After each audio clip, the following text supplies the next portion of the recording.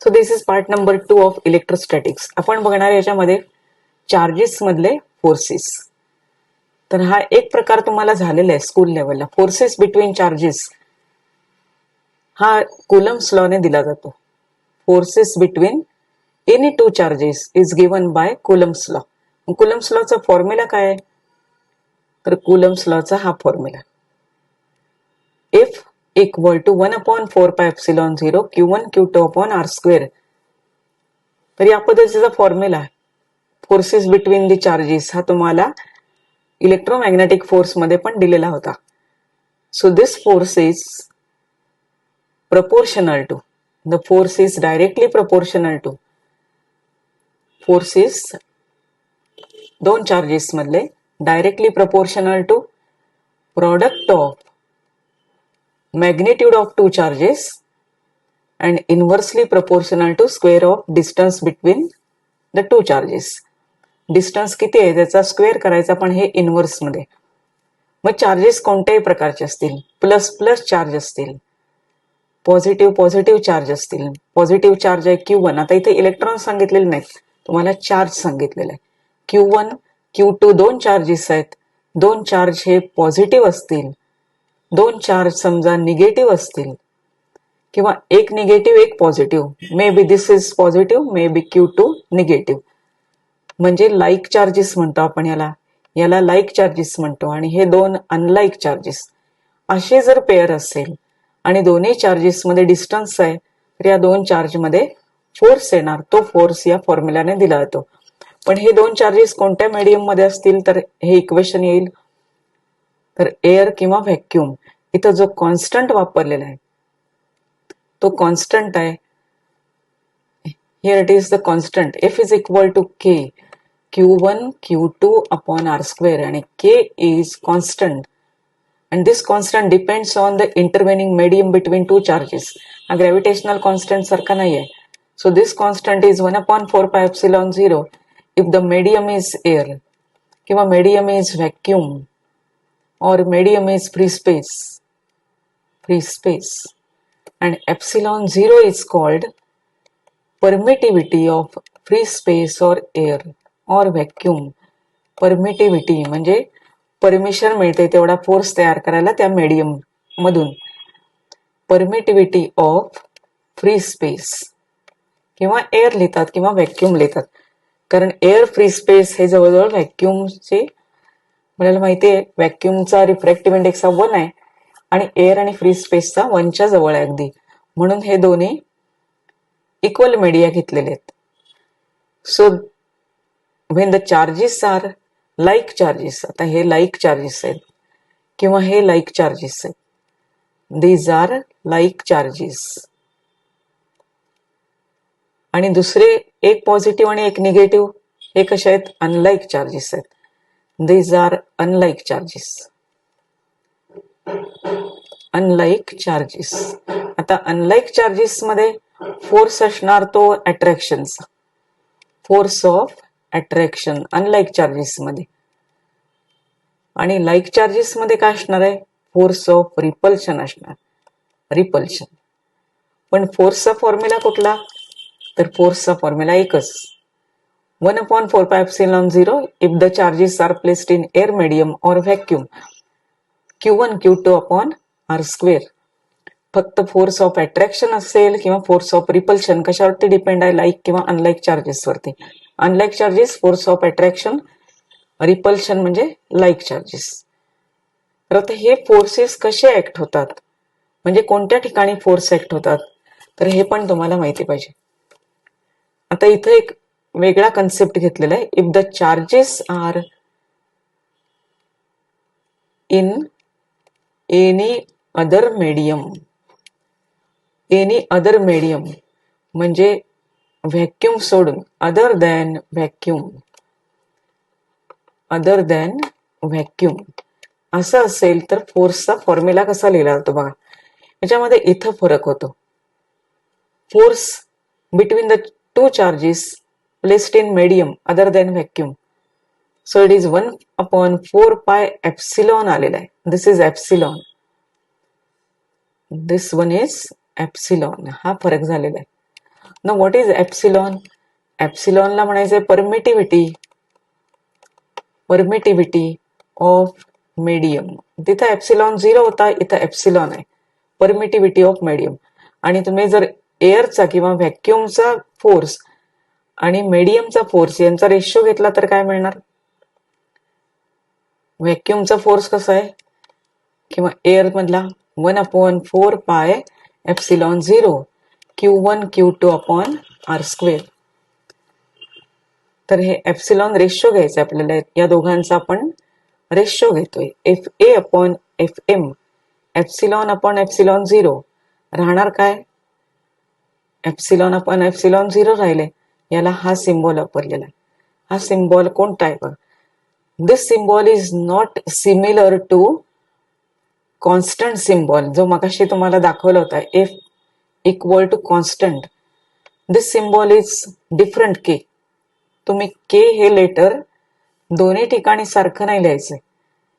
F proportional to हा formula होता Q1 Q2 upon R square. So this is equal to F K Q1 Q2 upon R square.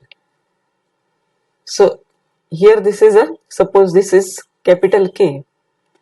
Then this K is different from this K.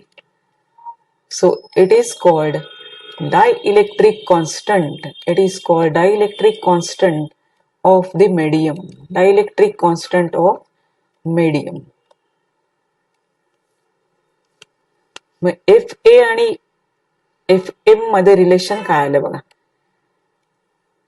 Air मधला force हा के टाइम्सने medium force पेक्षा जास्त आहे. के टाइम्सने जास्त आहे. मग के ची अशी व्हॅल्यू ठरलेली असते का? डायइलेक्ट्रिक कॉन्स्टंट म्हणजे काय?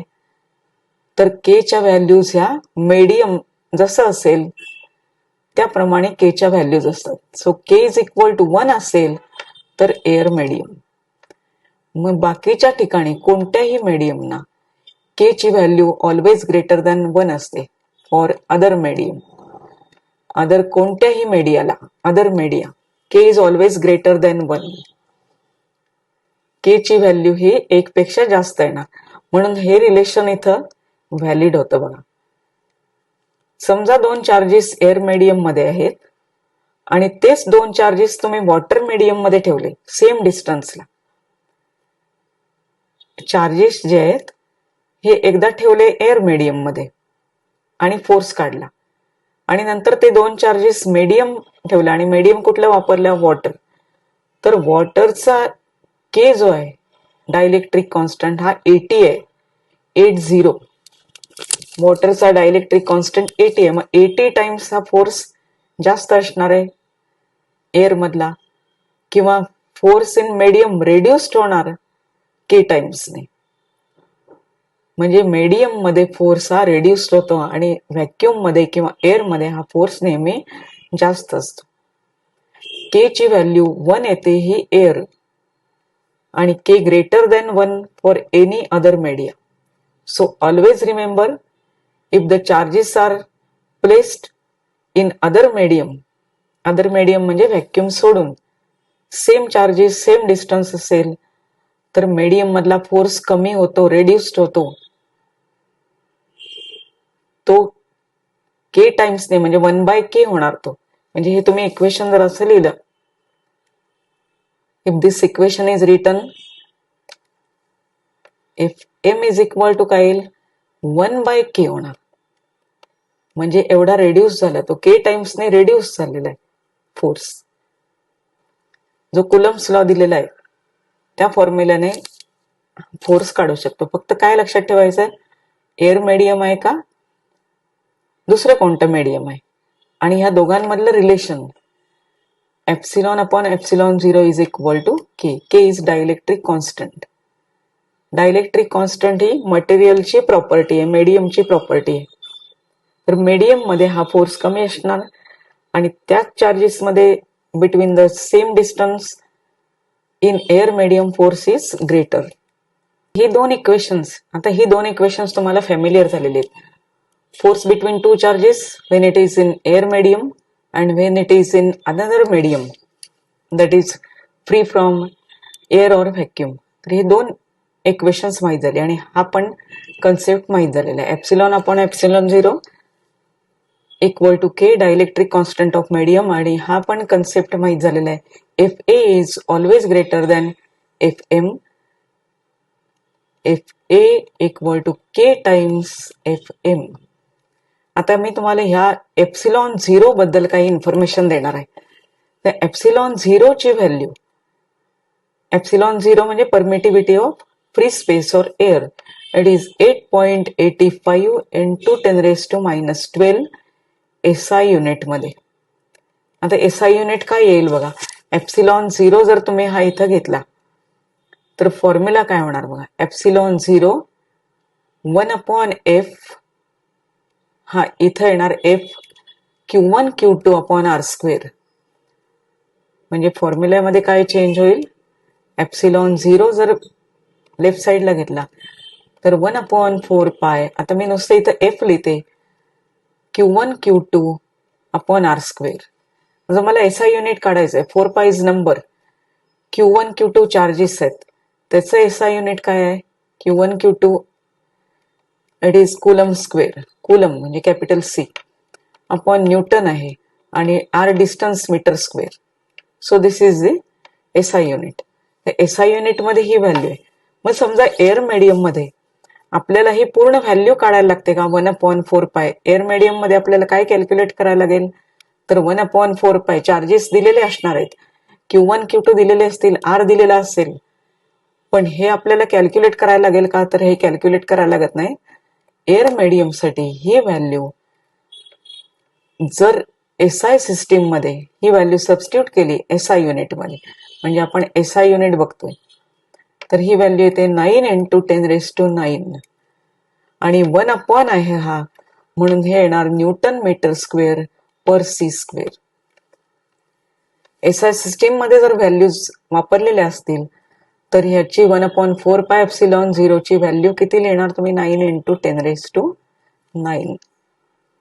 म्हणजे हे कॅल्क्युलेट करायला लागत नाही. तर 4 आणि पायची व्हॅल्यू घाला, एप्सिलॉन झिरोची व्हॅल्यू घाला आणि मग हे सोडवा, असं करायला लागत नाही. एअर मीडियम मध्ये सगळी SI सिस्टीम मध्ये जर युनिट्स असतील तर तुम्ही हे लिहू शकता direct. Then what is the dimension of epsilon zero. Dimension of epsilon zero equal to, आता SI युनिट वरनं तुम्हाला डायमेन्शन मिळू शकतं. कुलम स्क्वेअर आहे हा, this is coulomb square. Coulomb म्हणजे चार्ज आहे. चार्जचं डायमेन्शन काय असतं. I into T 2 टाइम्स आहे, so this is raise to 2.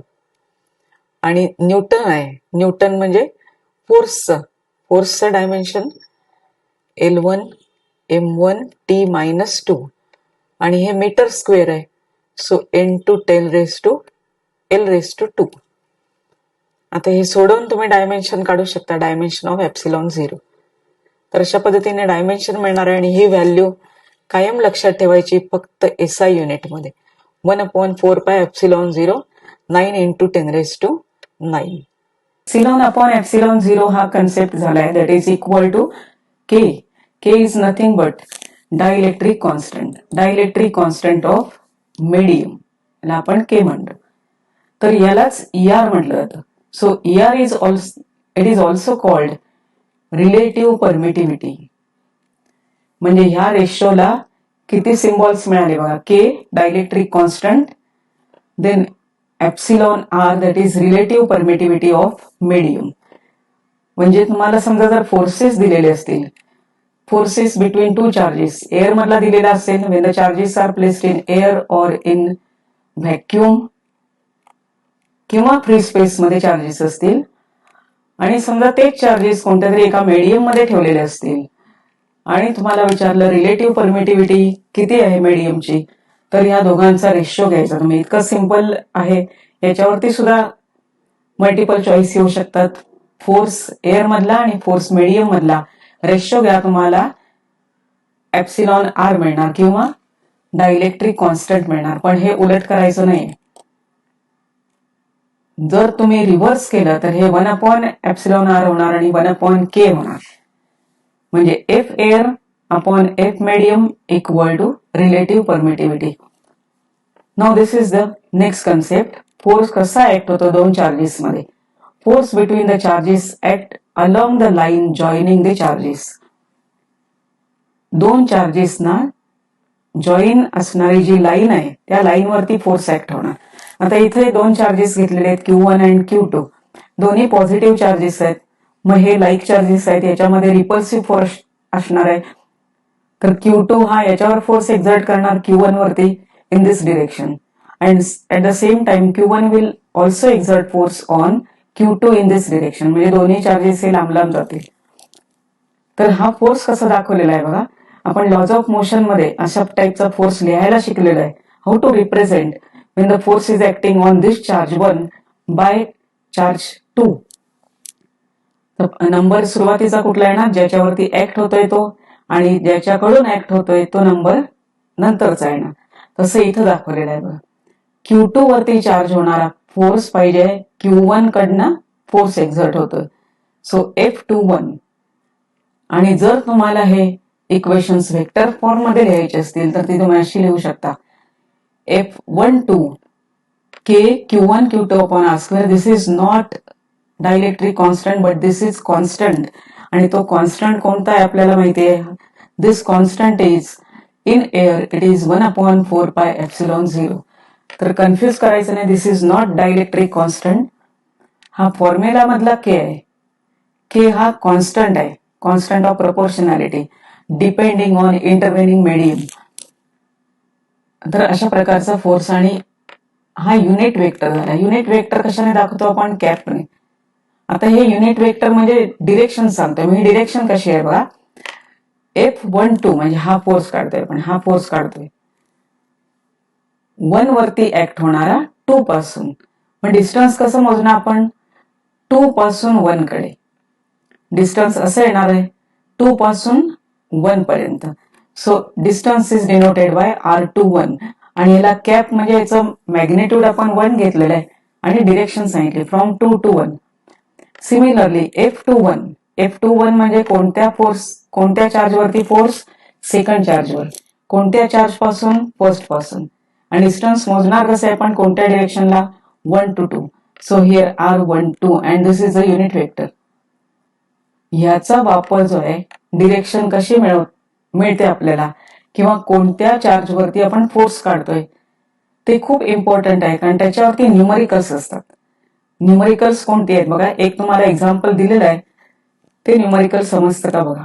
न्यूमरिकल्ससाठी principle of superposition of forces माहिती पाहिजे. इलेक्ट्रोस्टॅटिक्स मधले प्रिन्सिपल आहे, कारण अशा टाईपचे आणखी प्रिन्सिपल्स येणार आहेत. त्याचं नाव तसंच असणार आहे, label principle of superposition. Waves मध्ये ते principle of superposition of waves. इथं आहे हे फोर्सेस साठी वापरले. If number of charges are interacting the resultant force on any charge is vector sum of the forces acting by individual charges on that charge. म्हणजे काय म्हटलेलं आहे बघा. फोर्स ऍक्टिंग म्हणजे भरपूर चार्जेस असतील, फोर्स तुम्हाला एका चार्जवरचा पाहिजे, any charge. The vector sum of, this is very important, vector sum, vector addition आहे because force is vector quantity. कशाचे vector addition घ्यायचे, by the forces acting on that charge by individual forces. त्या charge वरती act होणारे बाकीचे जे individual forces आहेत, प्रत्येक वेगवेगळे फोर्स काढायचे आहेत आणि मग त्यांची व्हेक्टर सम करायचे. आता इथं कोणते चार्जेस दाखवलेले आहेत बघा. एक्झाम्पल मध्ये 3 चार्जेस दिलेले आहेत, Q1, Q2 and Q3. प्रत्येक चार्जचं डिस्टन्स दिलेलं आहे Q3 पासून. Q1 आहे तो 6 सेंटीमीटरला आहे, Q2 हा 3 सेंटीमीटरला आहे. इथं लिहिलेलं नाही, so will write here first. 3 centimetre आहे आणि हा 6 सेंटीमीटर आहे. आणि तुम्हाला विचारलेलं आहे Q3 वरती ऍक्ट होणारा फोर्स पाहिजे. Q3 वर किती ऍक्ट होतो आणि त्याची डिरेक्शन म्हणजे पूर्ण पाहिजे. मॅग्नेट्यूड पण पाहिजे, मॅग्नेट्यूड अँड डिरेक्शन दोन्ही पाहिजे. आता त्यासाठी काय केलेलं आहे बघा. तुम्हाला ह्या डायग्राम मध्ये हे जे डिस्टन्सेस आहेत किंवा हे जे डिस्टन्स दिलेलं आहे याच्यामध्ये अँगल किती दिलेला आहे, अँगल इज 90 डिग्री. दिलेला आहे, दाखवलेला आहे. Angle is 90 degree. म्हणजे हे फोर्सेस आहेत. F31 आपल्याला थर्ड चार्ज वरतीच फोर्स काढायचा आहे. थर्ड चार्जवर प्रत्येक इंडिव्हिज्युअल म्हणजे Q1 याच्यावरती किती ऍक्ट होणार. सो F31 Q2 कडनं Q3 वरती किती ऍक्ट होणार. F32 ज्याच्यावर ऍक्ट होणार तो फर्स्ट आणि ज्याच्याकडून ऍक्ट होणार तो सेकंड. तर लाईन जॉईनिंग म्हणजे ही लाईन काढली पाहिजे, ही लाईन काढली पाहिजे. आता ह्या दोन लाईन्स मध्ये तुम्हाला अँगल दिलेला आहे 90 डिग्री. म्हणजे ह्या दोन वेक्टर्स मध्ये किती होणार अँगल. 90 डिग्री होणार. 90 डिग्री होणार. मग F31 काढा, F32 काढा आणि नंतर त्याचा रिझल्टंट समजा दोन वेक्टर्स 90 डिग्री मध्ये आहेत तर रिझल्टंट काय येणार त्याचा बाय पायथागोरस और बाय कम्प्लिटिंग पॅरलोग्राम जो तुम्हाला 11वीला झालेला आहे तो. आता या चार्जेसचे समजा मॅग्नेट्यूड तुम्हाला दिलेले. For example Q1 is equal to 2 microcoulomb, Q2 दिलेला आहे 3 मायक्रोकुलम, थर्ड चार्ज दिलेला आहे 2 मायक्रोकुलम आणि तुम्हाला कोणत्या चार्जवरचा काढायचा आहे. थर्ड चार्जवरचा. याच्यावरचा फोर्स काढायचा आहे. मग सुरुवातीला तुम्ही F31 1 पासून ऍक्ट होणार. फॉर्म्युला काय येणार समजा एअर मीडियम मध्ये किंवा दिलेलाच नसेल मीडियम तर एअर मीडियम कन्सिडर करायचंय. 1/4πε0 Q1 Q3 हे दोन नंबर्स 1 आणि 3 अपॉन डिस्टन्स स्क्वेअर. आता ही व्हॅल्यू 9 into 10⁹ आहे. This value is 9 into 10⁹ air medium मध्ये इंटू Q1 ची व्हॅल्यू आहे 2 मायक्रोकुलम, मायक्रोचं 10⁻⁶ केलेलं आहे. Q3 आहे 2 अगेन 2 into 10⁻⁶. डिस्टन्स आहे 6 सेंटीमीटर. सो 0.06 मीटर मध्ये त्याचा स्क्वेअर. हे सगळं SI युनिट मध्ये आहे कारण हे SI युनिट वापरलेलं आहे. आणि हे जर सॉल्व्ह केलं काय केलेलं आहे बघा 2 into 2 4 -6 -6 -12 आणि 6 into 10⁻² म्हणजे हे डेसिमल शिफ्ट केलेलं आहे. 6 into 10⁻² झाले त्याचा स्क्वेअर. आता स्क्वेअर केल्यानंतर हा 36 होणार खाली 10⁻⁴. काय काय कॅन्सल होतं बघा. 10⁻⁹ आहे, 10⁻12 10⁻3 9 into 4 36 खाली पण 36 पण 10⁻⁴ आहे. 36 कॅन्सल. राहिलेलं काय असणार आहे 10⁻1 -4 चा +4 होणार -3 आणि 10⁻1 सो 10 न्यूटन. असा दुसरा पण फोर्स काढलेला आहे. ही दोन्ही मॅग्नेट्यूड्स आहेत. F32 तुम्ही व्हॅल्यूज भरायच्या आहेत. सेकंड चार्जची जी व्हॅल्यू आहे ती 3 मायक्रोकुलम आहे म्हणजे 3 into 10⁻�6 आणि याचे पुन्हा -6 सो -12 आणि हे याच पद्धतीचं सोडवलेलं आहे जसं वर सोडवलेलं आहे तसं. ही व्हॅल्यू येते 60 न्यूटन. आता हे दोन्ही फोर्सेस असे आलेले आहेत. Angle between them is 90 degree. हे कशा पद्धतीने दाखवलेलं आहे तर angle between these two is 90 degree. एक फोर्स असा आला एक फोर्स या बाजूने. So here resultant is Pythagoras. पायथागोरसचा फॉर्म्युला 1 साइड स्क्वेअर म्हणजे तुम्हाला हे असं घेतलं पाहिजे किंवा दिस इज पॅरलोग्राम कम्प्लीट केला पाहिजे. तर रिझल्टंट येणार याचा Pythagoras. So 10 square plus 60 square 100 आला. हा 3600 आला म्हणजे व्हॅल्यू किती आली ही तर √3700.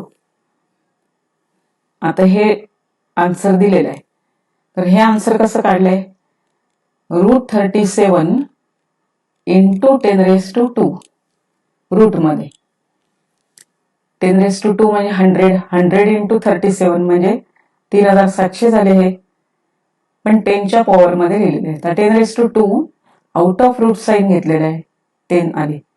√37 तुम्ही बघू शकता कोणती व्हॅल्यू आहे ती into 10 so it is in newton. तर सीईटी मध्ये किंवा नीट मध्ये काय केलेलं असतं अशा टाईपचा प्रॉब्लेम असतो. पण ह्या व्हॅल्यूज इतक्या सोप्या असतात ह्या व्हॅल्यूज की तुम्हाला पटकन स्क्वेअर रूट सांगता येतं. म्हणजे स्क्वेअर रूट टेबल बघायची पण गरज नव्हती. इतक्या व्हॅल्यूज ह्या सोप्या असतात. म्हणजे असं त्याच्यामध्ये ज्या Q1 Q2 च्या व्हॅल्यूज किंवा डिस्टन्सच्या व्हॅल्यूज दिलेल्या असतात, पण तुम्हाला काय लक्षात ठेवलं पाहिजे, तर इट इज अ व्हेक्टर सम. म्हणजे ह्या पद्धतीची डायग्रॅम येणार आहे. हे व्हेक्टर सम आहे, दोन्ही वेगवेगळे काढून नुसते ऍड करायचे नाहीत. इट इज अ व्हेक्टर सम. काही वेळेला या दोघांमधला अँगल दिलेला असतो. समजा आता मी फक्त इथं सांगणार आहे, समजा अँगल एखादा दिलेला असेल, असे दोन फोर्सेस आहेत आणि या फोर्स मधला तुम्हाला जर अँगल दिलेला असेल 60 डिग्री, हे दोन फोर्सेस आहेत, गृहीत धरा F31 आणि F32. हे एक्झाम्पल नाही आहे, पण असे फोर्सेस आले की ज्याच्यामध्ये अँगल 60 डिग्री आहे, तुम्हाला रिझल्टंट पाहिजे, तर रिझल्टंट तुम्ही कसा काढू शकता? रिझल्टंट इज पॅरेलोग्रामचा law, p² + q² + 2pq cos θ. आता p च्या ऐवजी काय येणार? F31, q च्या ऐवजी F32, दोन्ही फोर्सेस लिहायचे. 2pq cos 60 डिग्री, cos 60 म्हणजे 1/2, आणि मग हे सोडवायचंय आणि हे सोडवल्यानंतर तुम्हाला f ची व्हॅल्यू मिळेल. आता डिरेक्शन पाहिजे, कोणत्या डिरेक्शनला हा रिझल्टंट असणार आहे, कोणत्या डिरेक्शनला. मग डिरेक्शन पाहिजे तर थीटा काढला पाहिजे. So how can you find theta? Theta is equal to tan inverse. आता tan इनव्हर्सला कोणती बाजू? tan अल्फा आहे. tan इनव्हर्स tan अल्फा आपण तुम्ही बघितलेला आहे कशामध्ये? लॉ ऑफ पॅरेलोग्राम मध्ये. तर तो फॉर्म्युला इथं तुम्हाला लिहिला पाहिजे. इथलं इरेज करूया, म्हणजे तुम्हाला अँगल कसा येतो फोर्स मधला, रिझल्टंट जो फोर्स आहे तो अँगल कसा दाखवतो बघा. समजा हे व्हेक्टर्स हे दोन्ही असे आहेत. So this is F31 and this is F32. यांच्यामधला अँगल दिलेला आहे तुम्हाला. अँगल दिलेला आहे तो किती डिग्री आहे? अँगल दिलेला आहे तो 30 डिग्री आहे. समजा 60 degree, for example 60 degree. 60 degree घेऊन तुम्ही इथं हे F काढायचंय उत्तर. आता डिरेक्शन पाहिजे तुम्हाला. डिरेक्शन म्हणजे जो रिझल्टंट व्हेक्टर आहे त्याची direction. So this is a resultant force F.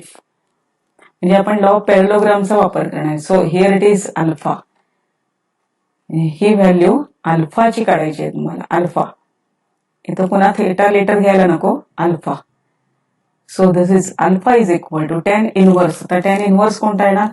Second जो आहे, इथं अल्फा घेतलेला आहे त्याच्या विरुद्ध दुसरा वेक्टर, म्हणजे F32 sin θ अपॉन F31 राहिलेला वेक्टर प्लस वरच्या वेक्टरचा cos F32 cos θ. F32 cos θ. आणि मग ही अल्फाची व्हॅल्यू मिळणार तुम्हाला. हे इतकं सोडवायला पटपट येतं. ज्या वेळेला हे सीईटीचे क्वेश्चन्स असतात किंवा नीटचे क्वेश्चन्स असतात त्यावेळेला हे खूप सोपं असतात दिलेले. म्हणजे तुम्हाला साईन कोसाईन व्हॅल्यू या स्टँडर्ड व्हॅल्यूज असतात, त्याच्यामध्ये कॅन्सल होतात आणि tan अल्फाची व्हॅल्यू अशी मिळेल की तो tan तुम्हाला माहित असतो. म्हणजे थोडक्यात हे काय लॉग टेबल वगैरे फारसं वापरायला लागत नाही, पण तुम्हाला टेक्निक माहित असलं पाहिजे. दोन फोर्सेस कसे काढायचे हे माहित पाहिजे आणि त्यासाठी कुलम्स लॉ वापरायचा आहे. दोन फोर्सेस मधला अँगल दिलेला असेल, रिझल्टंट पाहिजे असेल तर लॉ ऑफ पॅरेलोग्रामचा फॉर्म्युला वापरायचा आहे. पुन्हा त्याची डिरेक्शन पाहिजे असेल तर त्याच थिअरम मधला, त्याच लॉ मधला अल्फाचा फॉर्म्युला वापरायचा. पण अल्फा लिहित असताना ज्या व्हेक्टरला तुम्ही अल्फा घेतलेला आहे त्याच्या दुसरा वेक्टर कोणता आहे तो वेक्टर वर लिहायचा आहे साइन मध्ये, त्याचाच खाली कॉस मध्ये लिहायचा आणि राहिलेला वेक्टर सिंपल, म्हणजे याला साइन कॉस येणार नाही. तर अशा पद्धतीचं हे न्यूमरिकल सोडवायला लागतात. पण ही खूप सोपी असतात की तुम्हाला एका मिनिटामध्येच ते सोडवता येतं. नंतर काही वेळेला सिंपल सुद्धा प्रॉब्लेम्स असतात. म्हणजे काय विचारलं जातं की दोन चार्जेस असतील, याच्यामध्ये डिस्टन्स असेल, दोघांमधला फोर्स किती, एकच सिंगल फॉर्म्युला वापरा. एअर मीडियम मध्ये असेल 1/4πε0 ची व्हॅल्यू 9 × 10⁹. दोघांचा प्रॉडक्ट फक्त युनिट्स मात्र या ठिकाणी काळजीपूर्वक बघायला लागतात. मायक्रोकुलम असेल 10⁻⁻6 घ्या, सेंटीमीटर असेल तर मीटरमध्ये कन्व्हर्शन करून घ्यायचं आहे. तर अशा पद्धतीचे सीटी क्वेश्चन्स आणि नीट क्वेश्चन्स असतात.